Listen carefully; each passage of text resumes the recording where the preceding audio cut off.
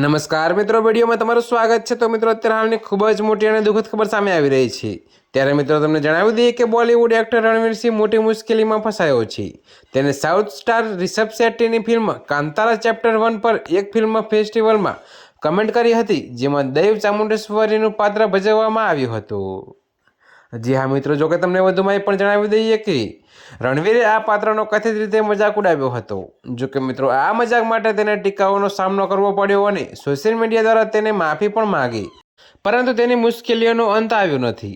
જી હા મિત્રો, જો કે તમને વધુમાં એ પણ જણાવી દઈએ કે જો કે મિત્રો, મળતી માહિતી પ્રમાણે ધાર્મિક ભાવનાઓને ઠેસ પહોંચાડવા, દૈવ પરંપરાનું અપમાન કરવા અને હિન્દુ માન્યતાઓનો ઉપવાસ કરવા બદલ પ્રશાંત મેથલ નામના વકીલે રણવીર સિંહ વિરુદ્ધ ફરિયાદ નોંધાવી છે।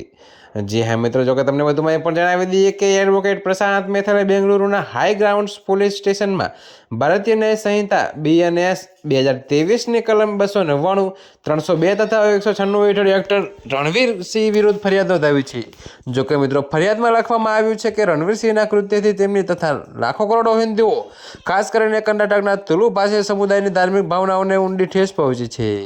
તો મિત્રો, અત્યારે હાલ માટે આટલું જ। મળીશું નવી અપડેટ સાથે। અને જો તમને મારા વિડીયો પસંદ આવતા હોય તો વિડીયોને લાઇક, કોમેન્ટ, શેર અને અમારી ચેનલને સબસ્ક્રાઈબ કરવાનું ભૂલતા નહીં મિત્રો।